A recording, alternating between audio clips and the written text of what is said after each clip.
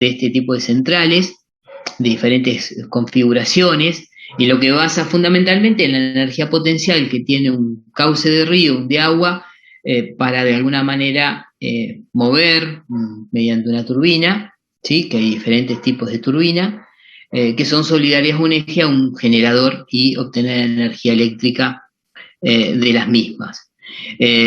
Por supuesto, como dijimos, esto va a depender fundamentalmente de las características que va a tener el ensamble, y tenemos ahí costos importantes de inversión, muy elevados, ¿sí? Pero se compensan con los bajos costos operativos que tienen las mismas, y mantenimiento. Entonces, de alguna manera las hace bastante rentables. Como dijimos, tienen que estar cerca del recurso, cerca de donde tenemos el agua necesaria, y como dijimos, necesitamos contar, ¿sí?, con el caudal suficiente para el movimiento de estos diferentes tipos de turbinas que tenemos. La potencia del equipamiento va a estar en función del caudal y la altura del aprovechamiento, pero tendremos que contar también con características en lo que es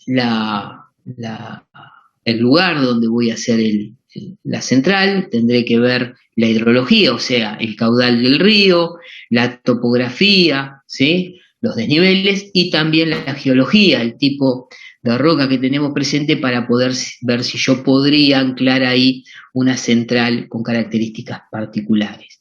Si hacemos una gran clasificación, tenemos las centrales de pasada o pelo de agua, que son de embalses de muy poca capacidad, no tienen capacidad de regulación, ¿sí? Eso está sujeto a la producción, a lo que sería la variación de caudales, y ahí tenemos dos grandes centrales, Yacyretá, como dijimos, y Salto Grande, que son binacionales, o sea, la tenemos en sociedad con dos países limítrofes, por lo tanto compartimos la mitad de cada una de las instalaciones, y son aprovechamientos muy, muy importantes. Mientras que las centrales de embalse sí tienen la posibilidad de contener, como habíamos visto, y ahí tenemos el caso complejo del complejo Comahue, o en la ciudad, en la provincia de Mendoza también tenemos un conjunto también de este tipo, ¿sí? Hay diferentes tipos de turbina, fundamentalmente las turbinas Kaplan, ¿sí?, muy parecida a los álabes de una hélice de un barco. Tiene la posibilidad de hacer el movimiento de los álabes, tanto los fijos como los variables, de forma tal de ir regulando los caudales. La turbina tipo Francis, para aprovechamientos medios, ¿sí?, y las turbinas Pelton, que sí son para saltos mucho más altos. De estas tres, las que están presentes en nuestras centrales son las Kaplan, ¿sí?, fundamentalmente las del norte, y las turbinas Francis, más asociadas a lo que es el Comahue, ¿sí? Vamos a ver en el caso particular de alguna de ellas.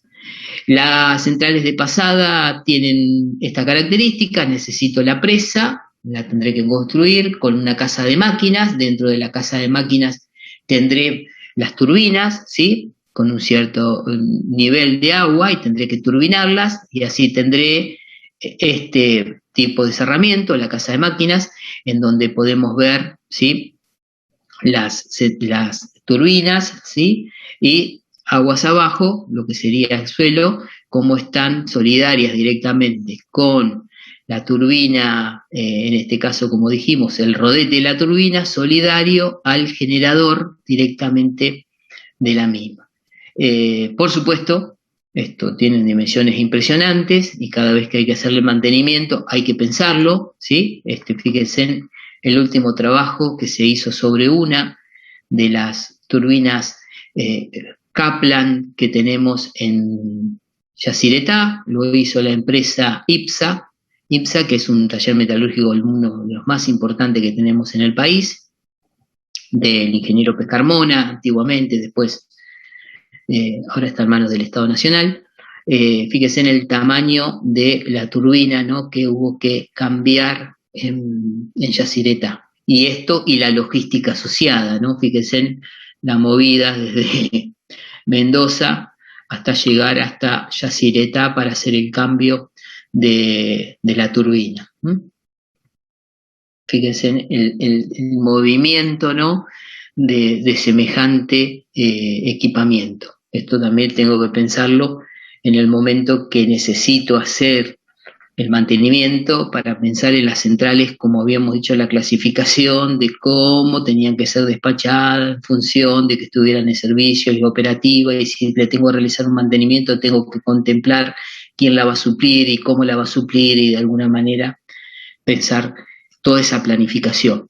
La central con el embalse es diferente, tiene otra configuración, más configuración de este tipo, no en el centro, sino en la parte de abajo, ¿sí? En este caso tengo como el caso particular de la central de Futtalauken, que alimenta a la empresa Aluar, fundamentalmente, no solamente, pero alimenta fundamentalmente a Aluar, es de la misma familia. Acá tenemos imágenes, esta la saqué cuando la visité, donde tenemos la chimenea de compensación, y saqué la foto para ver el tamaño de lo que es la turbina Francis, ¿no?, que mueve. Fíjense en el tamaño del vehículo y lo que es el tamaño de la turbina, ¿no? Esta turbina, como dijimos, es de esta empresa de la central Futtalauken. También existe la posibilidad, como habíamos visto, de lo que serían las centrales hidráulicas reversibles, ¿sí? Nosotros tenemos una en particular, que es la que se encuentra en la ciudad de Córdoba, en Río Grande. Es interesante porque tiene la capacidad de trabajar en ambos sentidos, tiene generalmente asociados dos embalses, ¿sí? Entonces puede trabajar en un momento determinado cuando hay una demanda de agua turbinando, ¿sí?, hacia el nivel más bajo, y cuando hay una sobreoferta de energía, yo podría de alguna manera bombear, tiene esa capacidad la turbina de actuar como bomba y llevar del nivel más bajo al más alto, ¿sí? Esta central, como dijimos, la más conocida, digamos, es la de Río Grande, que tiene una potencia instalada de 750 mega. Es interesante, tiene un salto nominal de 180 metros, como dijimos, no es tan grande, pero es interesante el funcionamiento, ¿no? La generación media es de 980 y la generación de demanda de bombeo es de 1180, ¿sí? O sea, fíjense que hay un salto negativo, pero yo la podría usar en forma operativa, ¿sí?, para compensar de alguna manera, ¿sí? En este caso están los datos de todo lo que serían los dos embalses, ¿sí?, los dos niveles en donde actúa la central para de alguna manera llevar, ¿sí?, el caudal y poder generar o bombear el agua. Proyectos hidroeléctricos que se habían contemplado, fíjese que hasta el 21, esto es una proyección que se hizo en su momento, estamos bastante atrasados. Chihuahua 2.1 de 637, creo que ahora en estos momentos estaba tratando el grupo Unequian de llevarlo adelante, estaba buscando financiamiento, creo un financiamiento ruso para poderlo llevar adelante. Tenemos Condor Cliff, que es la que se está haciendo en el sur, que es, ahora le pusieron nombre Kirchner, o bueno, le han cambiado el nombre, pero eso, la prospección tiene muchos años, es una central importante, con el río Santa Cruz, y tenemos La Borrancosa, Chihuido 2, sin lugar a duda, la más importante, que siempre se había planteado, y que no es del todo bien recibida por el impacto ambiental que puede generar, es Corpus Christi, ¿no?, que es una central importante, en 2880 casi Yacyretá. Entonces, es interesante esa proyección. En el mundo no hay mucha proyección, como que está saturado la producción hidroeléctrica. En Argentina todavía quedan algunas posibilidades, pero también, como dijimos, pareciera que no generan un impacto en la generación de gases de efecto invernadero, pero sí en el ecosistema, trae aparejado. Fíjese que muchas veces comentan que esta bajante que se está produciendo en el río Paraná es también consecuencias aguas arriba de las centrales que tiene la República de Brasil. Entonces, hay que pensar en todo al momento de tomar decisiones de lo que serían estas centrales y el impacto que generan, ¿no? Que es muy importante. Con respecto a las energías renovables en Argentina, solamente un vistazo, son reconocidas y muy utilizadas en el mundo desde tiempos inmemorables. Siempre comento la anécdota, el efecto fotoeléctrico de Einstein fue en el 30 del siglo pasado, y que se utiliza el viento para mover molinos y generar energía, se utiliza desde tiempos inmemoriales. Que se han aplicado con impactos muy importantes en el mundo, sí, las energías renovables son importantes, son en algunos casos, su dificultad fundamentalmente radica cuando yo la comparo económicamente con las convencionales, que pueden ser más caras, pero si se tiene el recurso hay que utilizarlo, y Argentina tiene un recurso muy importante. Si lo viéramos en los tres grandes sectores, ¿sí? En el norte tenemos lo que es solar, una radiación media muy buena, lo que es el este, lo que es la biomasa, tenemos un potencial enorme.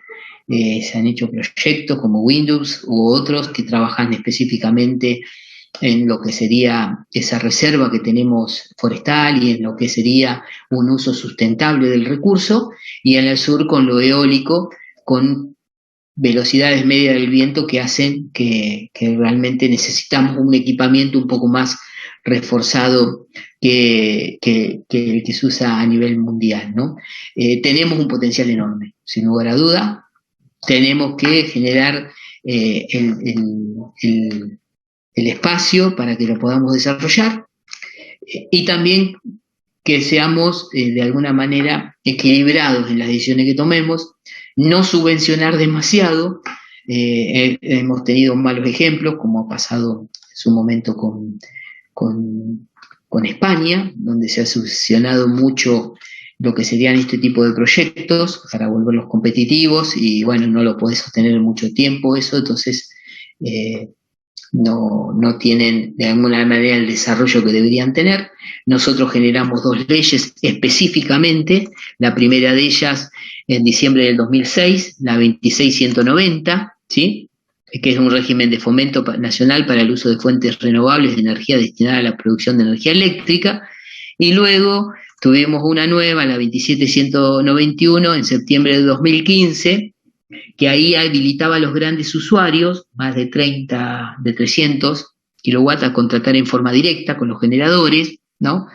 Y estaba de penalización el incumplimiento, iba a tratar de hacer, de alguna manera, incrementar la cantidad de lo que tenían que consumir de energía renovable, y eso para que impacte. Se acuerda que habíamos dicho que dos de los vectores más importantes de nuestro sistema que no estamos cumpliendo, uno es el uso de renovables, que tenemos el recurso, y el segundo es el uso eficiente de la energía, ¿no? O sea, implementación de sistemas de gestión, pero las leyes las tenemos. Hubo un impacto importante en esos últimos años, o sea, los planes Renovar generaron de alguna manera un incentivo que permitió de alguna manera que se proyectaran. Fíjense en cómo cambió significativamente, ¿sí? En la generación de renovables existente hasta el año 20 podía llegar a ser hasta este porcentaje, 4,8, y fíjense cómo de alguna manera se incentivó, ¿sí?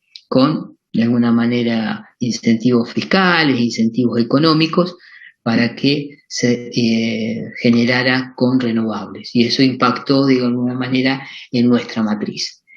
Hay muchísimas cosas para contar, es muy enriquecedor, a mí me fascina, podemos hacer otra clase, pero los tiempos nos dan, pero hay tecnologías actualmente, generadores eólicos de mayor diámetro, mayor potencia, desarrollos nacionales importantes, atendiendo a esto, como dijimos, de materiales más resistentes a las condiciones climáticas de nuestro país, y con energía fotovoltaica, si bien no tenemos la posibilidad de fabricar celdas fotovoltaicas, porque hay pocos fabricantes en el mundo de celda fotovoltaica. Una cosa es generar una celda fotovoltaica y otra cosa es un panel lo podemos hacer cualquiera de nosotros en casa, es soldar las celdas de forma tal de hacer, pero hacer una celda de un cristal monocristalino que hay que de alguna manera depurarlo, doparlo, tiene una tecnología que no es tan sencilla. En la Comisión de Energía Atómica y la CONEAO se hizo el desarrollo, se trató de que los satélites que nosotros pusimos en órbita tuvieran un 100% de tecnología argentina, por eso los paneles solares fueron construidos en Argentina, las celdas y los paneles, pero eso tiene un costo. El desarrollo más importante, sin lugar a duda, como provincia lo tiene San Juan, tiene San Juan 1 y San Juan 2, que eran dos proyectos interesantes, que son parques de generación, pero de investigación, donde se trabaja con diferentes tipos de paneles, ¿sí? Y tratando de constatar el rendimiento que pueden llegar a tener.